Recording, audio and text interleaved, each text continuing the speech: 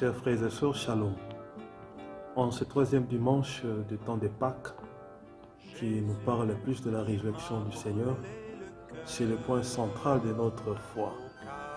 Car c'est grâce à cette résurrection qui est le point d'interprétation de tous les discours sur Jésus que nous pouvons comprendre qui est Jésus dans sa vie cachée, qui est Jésus dans sa vie publique, qui est Jésus pendant sa mort et pendant sa passion.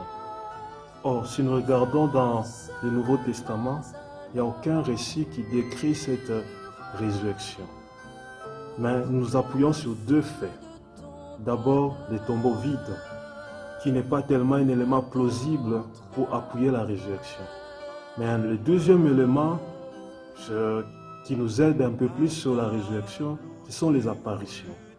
Et en ce troisième dimanche du temps de Pâques, l'Église nous propose cette apparition de Jésus aux disciples d'Emmaüs.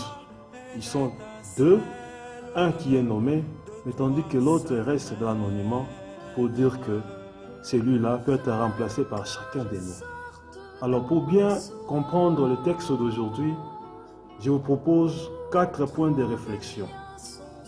Le premier point, nous trouvons la déception qui anime les disciples.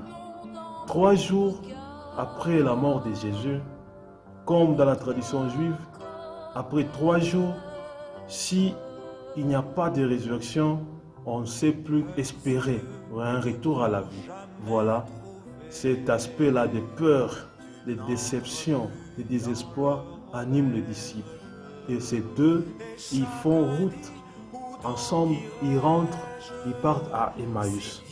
Et là, c'est le soir, pour montrer comment ils sont dans ce désespoir.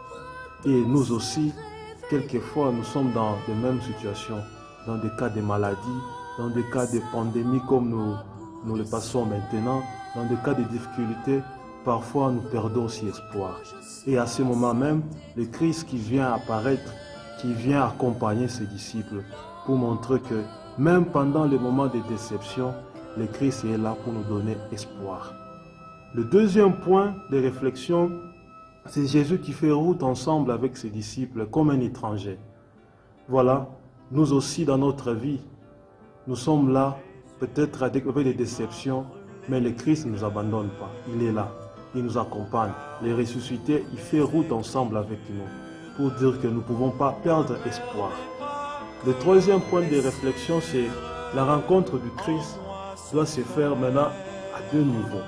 C'est-à-dire, d'abord au niveau de l'écoute de sa parole, comme il a fait avec les disciples d'Emmaüs, et enfin avec l'Eucharistie, qui devient un moment important qui doit nous illuminer, qui doit nous transformer. Et pendant ce temps ici, où beaucoup de chrétiens manquent ce moment très idéal de rencontre avec le Christ, nous devons aussi prier pour que cette pandémie puisse être endiguée et que nos cultes, nos célébrations puissent rentrer à la normale.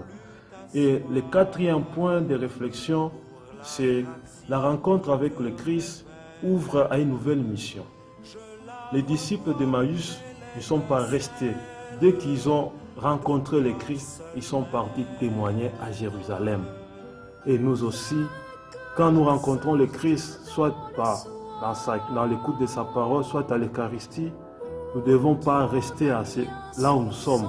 Nous devons être comme le pape nous demande, être toujours en état de sortie pour aller témoigner ce Christ ressuscité, comme Pierre le fait dans la première lecture.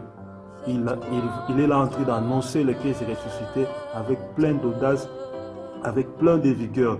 C'est cela qu'il nous demande. Et nous aussi aujourd'hui, pendant ces temps de crise, de pandémie, voilà, nous devons témoigner le Christ ressuscité au milieu des gens qui sont autour de nous. Il y a des démunis, il y a des gens qui sont pauvres, il y a des malades, peut-être qui se sentent seuls. Voilà, c'est à ce niveau ici que nous devons nous présenter comme des chrétiens qui apportent cette lumière des Pâques à ces gens qui ont perdu déjà espoir.